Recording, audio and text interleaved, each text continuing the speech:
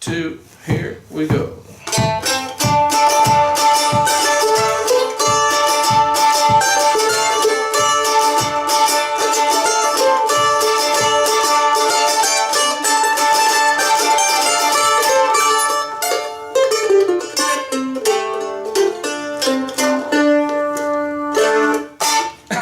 Something like that.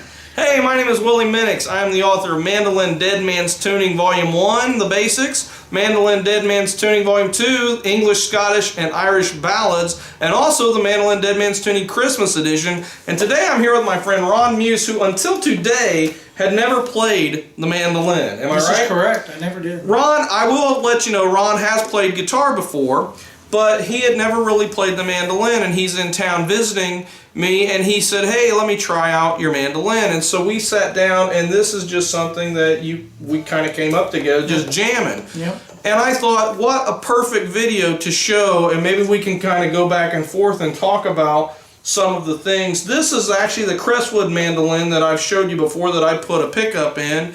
It's actually a pickup from an Epiphone guitar. It's a humbucker. And it's basically still sounds good though, even with the pickup in it. And this is my new mandolin. This is a C.E. Maggie, handmade right here in Winston-Salem, North Carolina. I think they made it actually down in Kernersville, but it's a locally made mandolin. And I wanted to kind of show that I really like it. This is the Venetian style mandolin. And we both have them tuned to A-Dad tuning. So this is A, D, A, D, that's a little out there, and that gives you basically an open D chord when you strum it. And I'm telling you, anybody can learn to play the mandolin in this style.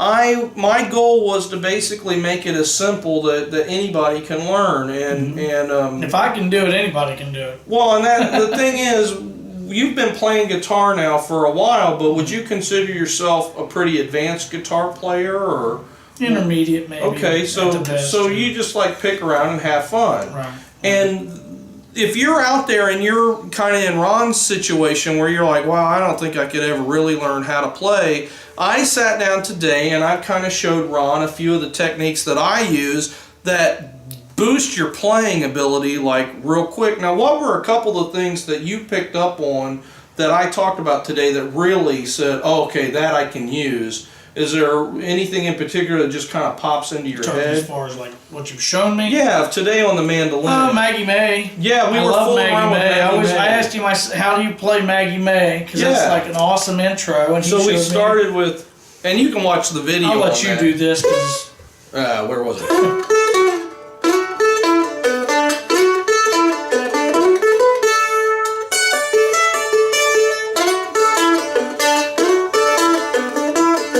And the intro was something like, or I forget. It was, I think. Yeah.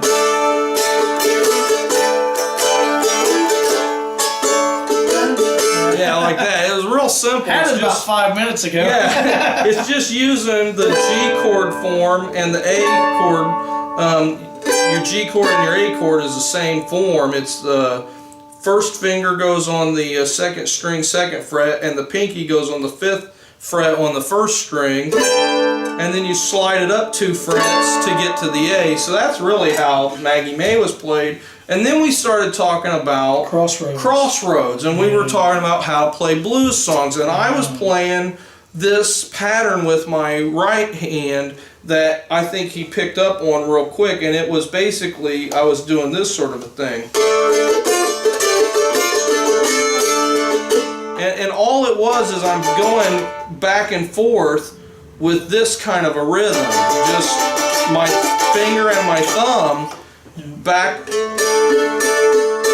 that's what it would sound like if you were just playing. But when I add the picking in, or I mean the finger up here on the 3 and the 5,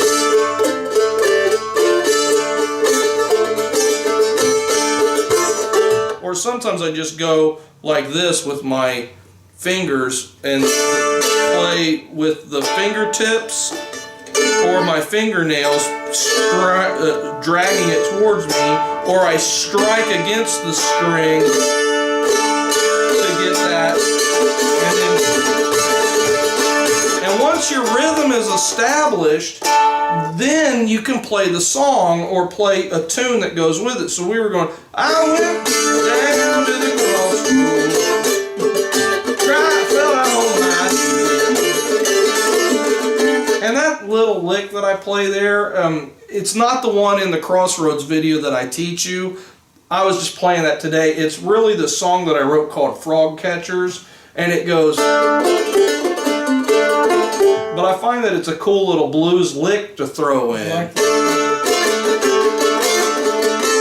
You slow it down and it just sounds really neat in that stuff. That's cool. So that's kind of that. And then those two things combined, I think really once you figured out that you can play on 3 and 5 and strum like that, you all of a sudden sound like, hey, I've been playing this for a while. That's why I started picking that deal and we played it. Yeah, and if we wanted to, we could jam on 2 and 4, and we could do something like.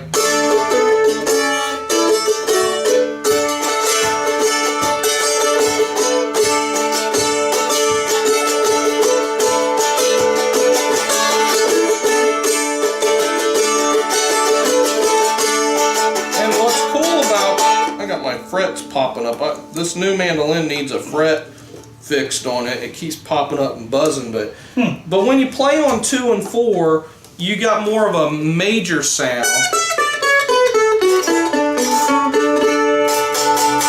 I think I gotta screw this back in too because oh yeah.